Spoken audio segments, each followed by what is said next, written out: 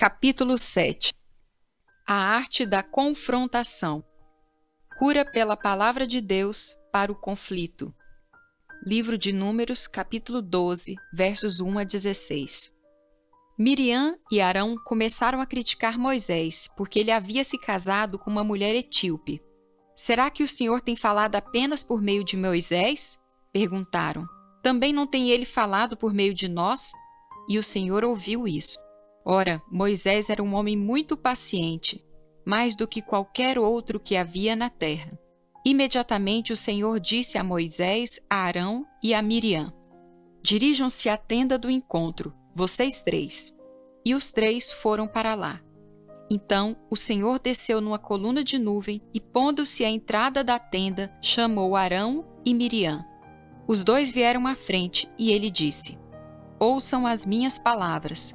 Quando entre vocês há um profeta do Senhor, a ele me revelo em visões, em sonhos falo com ele.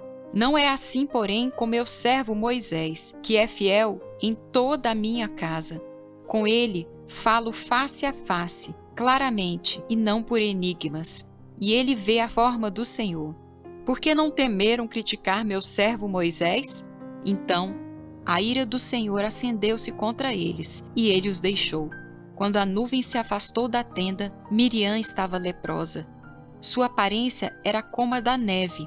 Arão voltou-se para Miriam, viu que ela estava com lepra e disse a Moisés: por favor, meu senhor, não nos castigue pelo pecado que tão tolamente cometemos. Não permita que ela fique como um feto abortado que sai do ventre de sua mãe com a metade do corpo destruída. Então Moisés clamou ao Senhor: ó Deus, por misericórdia, concede-lhe cura. O Senhor respondeu a Moisés: se o pai dela lhe tivesse cuspido no rosto, não estaria ela envergonhada 7 dias? Que fique isolada fora do acampamento 7 dias. Depois ela poderá ser trazida de volta. Então Miriam ficou isolada 7 dias fora do acampamento, e o povo não partiu enquanto ela não foi trazida de volta. Depois disso, partiram de Azerote e acamparam no deserto de Parã.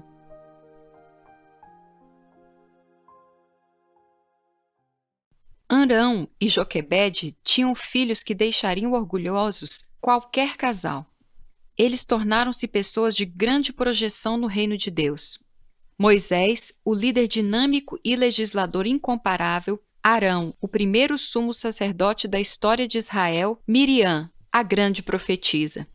Não obstante tantas virtudes, tantas qualidades, os três tiveram seus desentendimentos, e eles foram tão sérios que quase acabaram em desgraça. Nenhuma família, por mais que nela exista amor, está livre de discórdias, tensões e conflitos. Nenhuma igreja, por mais espiritual que seja, está isenta de desentendimentos e desacordos. Na verdade, os conflitos são inerentes à existência humana. Onde encontrarmos 2 indivíduos, encontraremos também problemas de relacionamento. As pessoas são diferentes entre si, por isso é absolutamente normal que tenham as suas diferenças. E quanto mais íntimo e franco for o relacionamento, maiores serão as possibilidades de divergências. É mais fácil haver desentendimento entre pessoas que estão próximas do que entre as afastadas.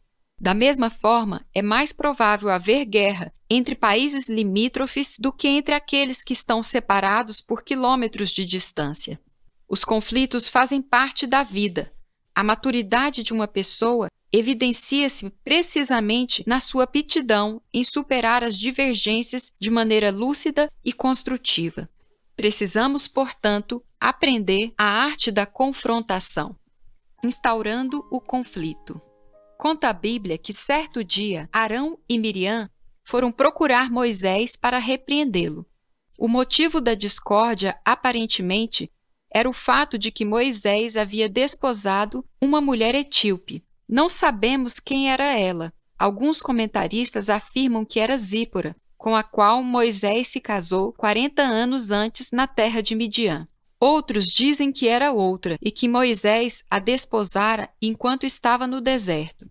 Seja lá como for, não havia impedimento na legislação da época para que Moisés procedesse assim.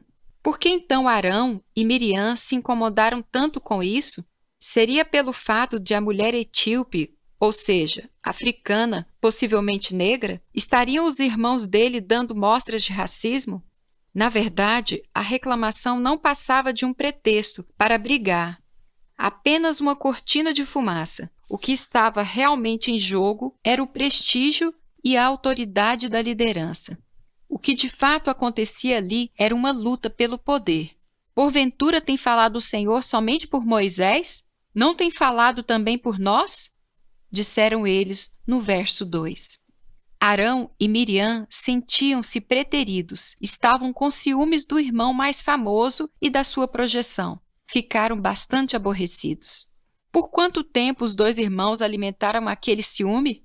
Tempo suficiente para que o desgosto crescesse, envenenasse o coração, minasse a relação deles. Quando finalmente foram procurar Moisés, não falaram com ele, mas contra ele. Verso 1. É por agirmos assim que deixamos de procurar a pessoa com a qual estamos insatisfeitos e não fazemos como Jesus mandou. Se teu irmão pecar, vai arguí-lo entre ti e ele só. Mateus, capítulo 18, verso 15. Constantemente falamos contra o irmão, do irmão, para o irmão, sobre o irmão. Quase nunca falamos com o irmão. Essa atitude frequentemente não resolve nada, só faz a situação piorar. Evitando o conflito. Qual foi a resposta de Moisés aos ataques de Arão e Miriam? Com certeza ele ficou triste. Talvez tenha ficado até zangado. Mas como ele manifestou isso? O texto diz que ele não respondeu nada, porque era o varão Moisés muito manso, mais do que todos os homens que havia na terra. Verso 3. A mansidão é uma qualidade, é um fruto do Espírito e devemos cultivá-la. Pode acontecer, entretanto, que nosso silêncio nada mais seja do que uma fuga para evitar o confronto. E assim, não superamos o conflito. Moisés recusou-se a discutir com os irmãos, mas será que dali em diante o relacionamento entre eles continuaria o mesmo? Se não expusermos as nossas diferenças, não poderemos examiná-las e resolvê-las. Perdemos então a chance do encontro e deixamo-nos alienar. Carl Rogers disse: aquilo que há de único e de mais pessoal em cada um de nós é o mesmo sentimento que, se fosse partilhado ou expresso, falaria mais profundamente aos outros. O fato de existir um desacordo em si não é errado. Contudo, será que não estamos reagindo a ele da maneira errada? Às vezes brigamos, explodimos, trocamos insultos, passamos a olhar as pessoas de cara feia. Algumas vezes nos afastamos e em outras abaixamos a cabeça numa atitude de medo e frustração. De vez em quando, não nos sentimos com força suficiente para um confronto e fingimos que está tudo bem. Interiormente, porém, nos revolvemos em mágoa. A maneira certa de agir quando nos deparamos com problemas de relacionamento é procurar resolvê-los e enfrentá-los. Certa ocasião, fui procurado por um homem desesperado. Sua esposa saíra de casa sem que tivesse ocorrido nenhuma briga, nenhum desentendimento. Aparentemente, tudo estava bem, e de repente ela abandonou o lar. Ele não podia entender tal atitude. Depois de muita insistência, porque a princípio ela nem queria vê-lo, a mulher finalmente concordou em conversar com ele e passou a expor uma série de fatos que, ao longo dos anos, haviam-no aborrecido no casamento. O marido ficou admirado, porque durante todo aquele tempo ela nunca se queixara de nada daquilo. Se o tivesse feito, eles poderiam ter consertado o que estava errado, reestruturado a relação ou mesmo buscado ajuda. Mas agora, dizia ela, era tarde demais. A decepção e a mágoa haviam atingido níveis insuportáveis. Não o amava mais, não queria mais aquele casamento e não tinha a mínima intenção de investir numa reconciliação. Só queria o divórcio. Abordar os conflitos de maneira adequada nos possibilita melhorar e redirecionar as nossas relações. Não há dificuldade que não possa ser superada com diálogo e boa vontade. Há problemas que não são muito graves e podemos ignorá-los, pois não temos a mínima necessidade de brigar por coisas insignificantes. Via de regra, no entanto, é necessário encarar o conflito. Enfrentando o conflito. A palavra diz que o Senhor ouviu toda aquela discussão. Verso 2. Ele sempre ouve e não ficou nem um pouco satisfeito com o que acontecia. Deus não gostou de ver Moisés ser magoado e acusado injustamente. Mas ele também não se alegrou em ver uma amizade de tantos anos chegar ao fim daquele jeito. Resolveu, então, de uma só vez, sair em defesa do seu servo e incentivar a reconciliação entre os irmãos. Chamou-os de forma majestosa, versos 4 e 5, e repreendeu-os de forma vigorosa, versos 6 a 9. Não colocou panos quentes, enfrentou o conflito, deixou tudo às claras, pôs as cartas na mesa. Confrontou-os com a sua atitude, seus motivos, seus sentimentos. E depois o Senhor saiu da tenda, mas não saiu sem antes deixar um probleminha para os 3 irmãos resolverem. A nuvem afastou-se de sobre a tenda, e eis que Miriam achou-se leprosa, branca como a neve. Verso 10. E agora, Deus dissera tudo o que precisava dizer e havia imposto um castigo a Miriam. Arão não sofreu o mesmo castigo, provavelmente porque era o sumo sacerdote e a sua impureza cerimonial prejudicaria toda a nação. O castigo promoveu uma mudança de atitude por parte dos 3 irmãos. Miriam, que estava falando, ficou muda.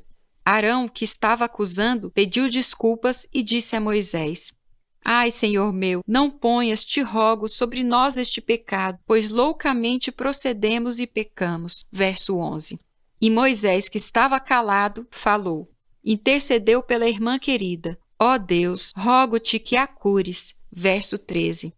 A família estava unida de novo. Eles perceberam que o amor que os unia era mais forte que o ciúme que os separava.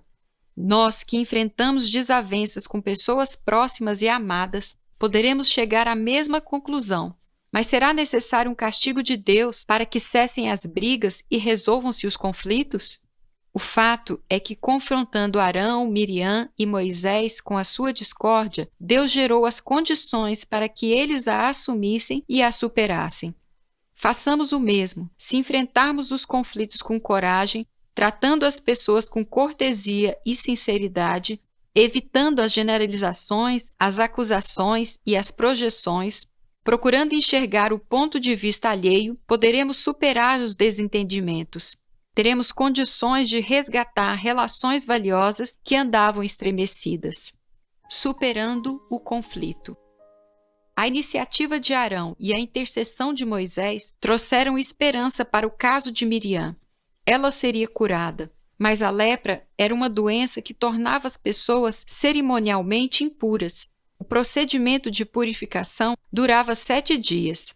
Ela precisou, assim, ficar 1 semana no deserto, fora do acampamento, até poder voltar ao convívio do povo. Verso 14. Aconteceu então algo muito bonito. O povo não partiu enquanto Miriam não foi recolhida. Verso 15. Aquela gente nômade que vivia viajando, que raramente passava 2 noites no mesmo lugar, que tinha pressa em chegar à terra prometida, esperou 7 dias pelo retorno de Miriam. Evidenciaram assim o seu carinho e consideração para com ela. Às vezes é preciso esperar alguém. Pode ser alguma pessoa que ainda não avançou tanto na fé. Talvez ainda cometa muitos erros, os mesmos que um dia nós também cometemos. E é nessa hora que demonstramos amor e consideração.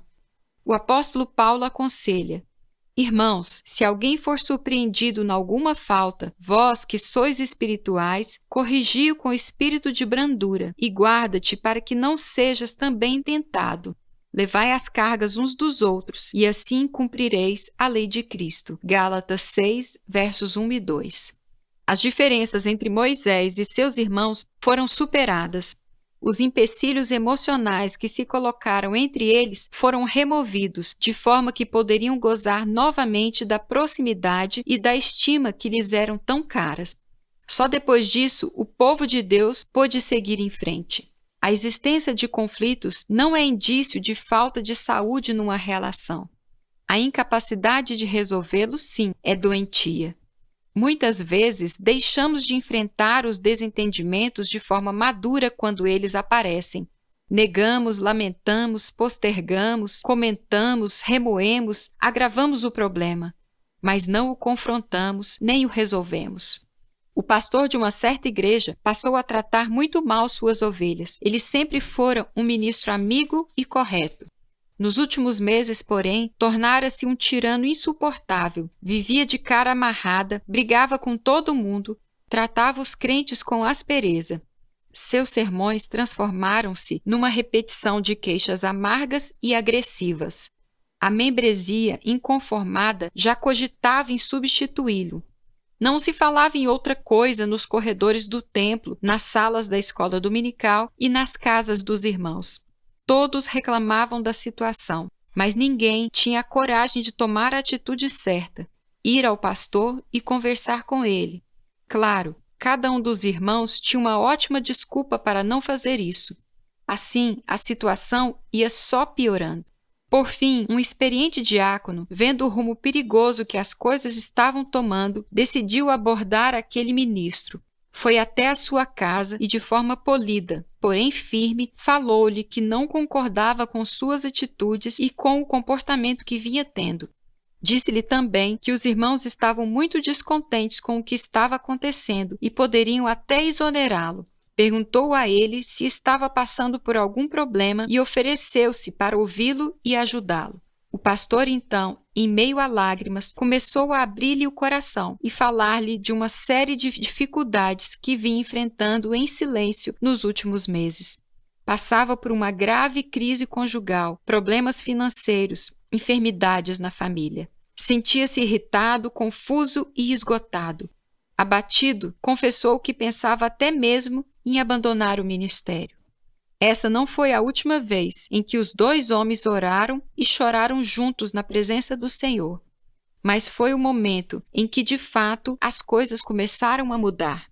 Sentindo-se amparado, podendo contar com a correção e o auxílio de um amigo, o pastor começou, a partir dali, a ter uma atitude diferente com relação às ovelhas. Os problemas que o afligiam também foram sendo resolvidos, graças ao envolvimento de irmãos mais chegados e à intercessão de toda a congregação. Não apenas a paz foi restaurada no seio daquela igreja, como a vida de todos os envolvidos naquela crise foi profundamente abençoadora. Aqueles crentes, acostumados a receber o cuidado do pastor, descobriram que também podiam e precisavam ministrar cuidados a ele e à sua família. E o ministro descobriu que não era um super-homem, um solitário dono da verdade acima de qualquer dúvida, fraqueza ou necessidade, mas sim alguém que precisava e podia contar com o amor e o apoio dos irmãos. A situação de conflito acabou se revelando, assim, uma oportunidade de crescimento para toda a família de Deus. Aquele que aborda com liberdade e sabedoria suas divergências com os amigos tem maiores chances de manter as amizades antigas e construir novas. É uma pessoa que sabe defender suas posições e respeitar as alheias.